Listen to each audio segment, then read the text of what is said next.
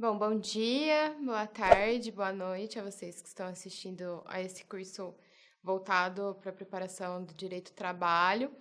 Hoje nós vamos falar um pouquinho sobre os sujeitos da relação de emprego. Nós vamos dar início a esse tema que é tão importante no direito do trabalho.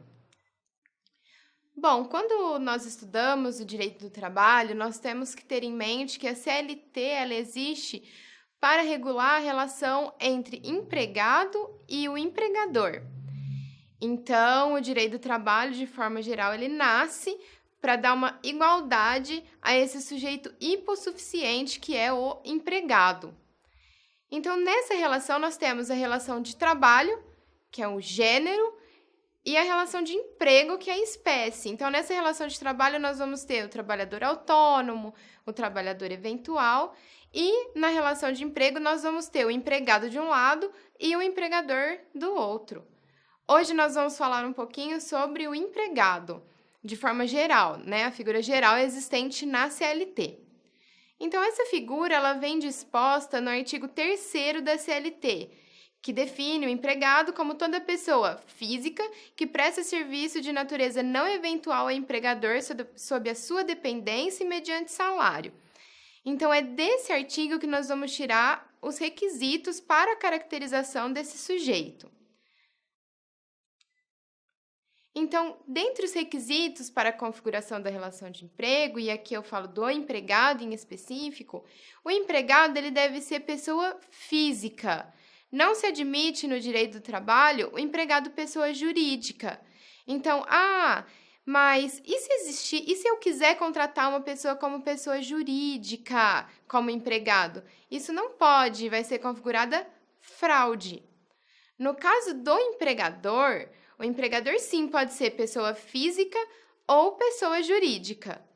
Mas no caso do empregado, é vedada a contratação do empregado como pessoa jurídica, apenas como pessoa física. Além desse requisito, nós podemos citar a pessoalidade. A pessoalidade não se confunde com o trabalho prestado por pessoa física, embora dela decorra.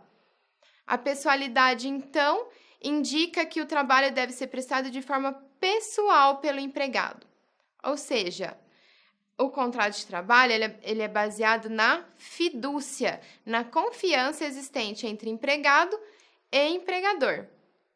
Então, eu não posso contratar a Maria, por exemplo, que eu confio nos trabalhos prestados por ela, e ela se fazer substituir pelo João. Então, no caso do empregador, nesse caso também, independe de pessoalidade. Nós vamos ver um pouco mais para frente sobre sucessão trabalhista, que nesse caso nós não temos esse requisito da pessoalidade, muito pelo contrário. No caso do empregador, existe a impessoalidade. Bom, outro requisito muito importante para configurar essa relação de emprego é a habitualidade. O empregado ele deve prestar esse serviço de forma não eventual. Habitualidade, de acordo com a doutrina majoritária, não se confunde com continuidade. Continuidade, nós vamos ter a ideia lá do empregado doméstico, que é aquela atividade que não admite interrupção. Então, por exemplo, se eu contrato um empregado doméstico, em um dia ele vai colocar a roupa para lavar. No outro dia, ele tem que limpar a casa. Então, há uma continuidade no exercício dessas atividades. A continuidade, então, não vai se confundir com a habitualidade. Que a habitualidade eu posso trabalhar hoje, amanhã e depois. Semana que vem eu posso trabalhar um dia. Posso trabalhar uma vez na semana por mês, que estará configurada a habitualidade. A reforma trabalhista, ela traz a figura do trabalhador intermitente. E essa figura do trabalhador intermitente, ela é muito importante que vocês saibam, que ela admite que o trabalho seja prestado com horas de trabalho e horas de descanso, ou seja, períodos de atividade e períodos de inatividade. Depois, esse tema também vai ser melhor desenvolvido, mas é importante que vocês tenham em mente o artigo 443, parágrafo 3º, que foi inserido a CLT pela reforma trabalhista. Bom, outro requisito para a caracterização do empregado é a onerosidade. Onerosidade significa que o empregado vai trabalhar mediante o recebimento de salário. Antigamente, na época da escravidão, o trabalho não era livre, tanto que nós não podemos falar em existência de direito do trabalho naquela época, mas naquela época nós não tínhamos, então, essa onerosidade também. Ou seja, havia um trabalho sem essa contraprestação do empregador. Então, de um lado, o trabalhador, o empregado, ele tem que trabalhar, e de outro, o empregador tem que pagar o salário. Bom, e por fim, uma das figuras mais relevantes para a caracterização do empregado é a subordinação. Subordinação significa que o empregado trabalha sob ordens do empregador. Então, de um lado, nós temos o empregador com o seu poder de direção e de outro, nós temos o empregado que deve obedecer a este empregador. E daí que vem a estruturação toda do direito do trabalho e uma das principais características desse empregado. Bom, dentro aí da subordinação, nós vamos ter algumas teorias da subordinação. A subordinação pode ser jurídica, técnica ou econômica. Prevalece no direito brasileiro que a subordinação jurídica, que é a teoria que rege aqui nosso direito trabalhista. Por quê?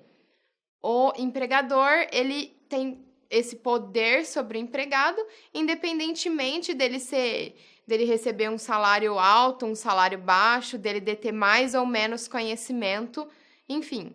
É aí que vem a subordinação jurídica. A subordinação técnica, então, seria como a gente poderia admitir uma subordinação técnica em uma escola, por exemplo. Ora, o professor de direito penal sabe mais direito penal do que seu empregador, normalmente. Então, aí não seria possível a utilização desse critério.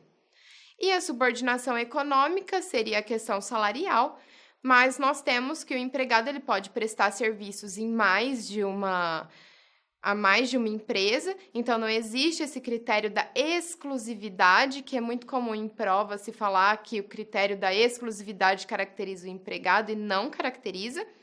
Então, daí, essa subordinação econômica também não é muito palpável aqui para a gente no direito do trabalho. Por fim, a subordinação objetiva e a subordinação subjetiva. A subordinação objetiva seria que o empregador ele tem poder sobre a prestação do serviço. E no caso da subordinação subjetiva, que ele teria poder sobre a pessoa do empregado. Prevalece também aqui nesse caso a subordinação objetiva, porque o empregador não detém esse poder sobre a pessoa em si do empregado, mas sim ele sobre a sua prestação de serviço, configurando aí a subordinação objetiva. Bom, muito obrigada por enquanto, espero vocês para o nosso próximo encontro.